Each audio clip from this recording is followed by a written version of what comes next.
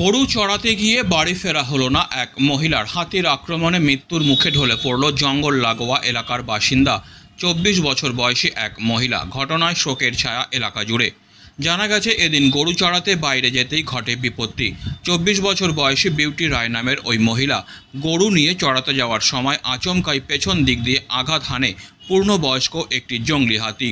কিছু বুঝে ওঠার আগেই হাতির চাপে ঘটনাস্থলেই মৃত্যু হয় মহিলাটির। ঘটনাটি ঘটে জলপাইগুড়ির বৈকুণ্ঠপুর বন বিভাগের অন্তর্গত নৌধাবাড়ি এলাকায়। এদিনের হঠাৎ ঘটা এই অপ্রীতিকর ঘটনায় বনকর্মীদের সঙ্গে গ্রামবাসীদের বাকবিতণ্ডা শুরু হয়। কিছুক্ষণের জন্য পরিস্থিতি উত্তপ্ত হয়ে ওঠে। বিক্ষোভ শুরু হয় এলাকা জুড়ে। এলাকাবাসীদের অভিযোগ, বন দপ্তরের কাছে বারংবার অভিযোগ জানানোর পরেও হাতির আক্রমণে একের পর এক প্রাণহানির ঘটনা ঘটছে এলাকায়। তা সত্ত্বেও এই ঘটনার পুনরাবৃত্তি যাতে না হয় তার কোনো সুরাহা করছে না বন দপ্তর। বনকর্মী এবং পুলিশদের সঙ্গে বিতর্ক এবং বিক্ষোভের পর পরিবেশ খানিক শান্ত হওয়ার পর মৃতদেহকে জলপাইগুড়ি মেডিকেল কলেজ ও হাসপাতালে পাঠানো হয় ময়নাতদন্তের জন্য। ঘটনায় আতঙ্ক এবং ভয়ের পরিবেশ রয়েছে এলাকা জুড়ে। স্কুলের পাশে একটি বউ আমাদের ওই গোদাগঞ্জে যাওয়ার সময় একটি হাতি উপদ্রবে ওকে রাস্তা থেকে টেনে ধরে পুরো বিশৃঙ্খলাভাবে আছর টাছর দিয়ে ওকে মারধর করে একদম স্পট ডেট করে দিয়েছি। ঠিক আছে, সেই কারণে একজন লোকজনকে পুরো আমরা ভিডিও এখানে করছি। গ্রামবাসী সবাই আমরা আসে দেখতে বুঝ জায়গায়। এখন অবধি স্টাফের কোনো একটা উদ্দেশ পাচ্ছি না এবং থানা থেকে গাইড আসছে, থানা দ্বারা ওখানে যেতে ভয় পায়। তো আশা করি যদি আমাদের এলাকা রেঞ্জ থেকে বা বিডিও সাথে কেউ স্টাফ আসে থাকে তাহলে আমরা সবাই মিলে গিয়ে বুঝ জায়গায় গিয়ে আমরা রিকভার করতে পারি। এই জায়গাটা তো মাঝে মাঝে হাতির উৎপাত হয়। হ্যাঁ হয়, এর আগেও তো এরকম ঘটনা অনেক হয়েছে। কিন্তু এই ধরনের আমাদের লোকজনের ক্ষতি হয়নি। কিন্তু আজ তো আমাদের তো হাতির সঙ্গে আমরা লাগিয়ে থাকি, অতটা আমাদের এরকম অসুবিধা হয়নি। কিন্তু আজকে যে ঘটনাটা ঘটেছিল মর্মান্তিক ঘটনা যাকে বলে, মানে একটু খালি ওই ছাগলের ইয়ে মানে বাড়ি একদম কিনারে হুট করে যে হাতিটার পাশে আসবে আমরা কেউ জানতাম না। ওই রাস্তা দিয়ে আমরা সবসময় চলাফেরা করি বা পাশে বাজার আছে, দোকানে যে কোনো আনতে যাই, যাওয়ার সময় ওই রাস্তার একদম পাশে পায়ে গেছে হাতিটা দৌড়ে আসে ওকে একদম জাম করে একদম শেষ।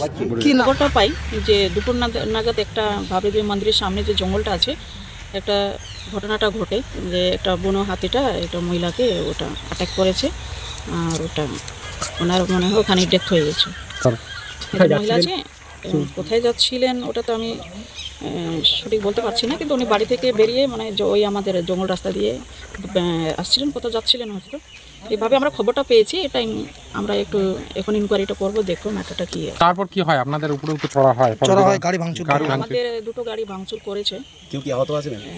আপাতত কেউ আহত নেই, কিন্তু আমাদের স্টাফকেও একটু হ্যাকেল করেছে, কলার ধরেছে।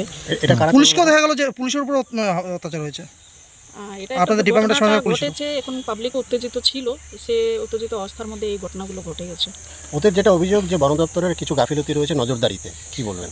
হাতিটা যেটা ঘটনাটা ঘটেছে ওটা দিনের বেলায় হয়েছে, আর হাতিটা সবসময় তো দিনের বেলা জঙ্গলেই থাকে, আর এটাই স্বাভাবিক, জঙ্গলেই থাকবে হাতিটা।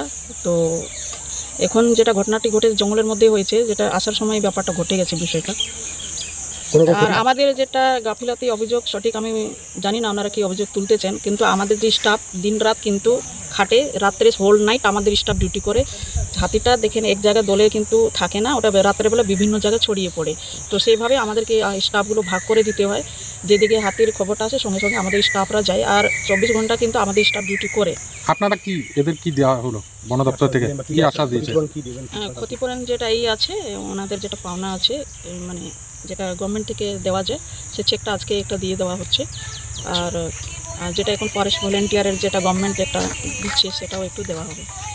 Disclaimer. This channel may not promote any violent, harmful or legal activities. All content provided by this channel is meant for an educational purpose only.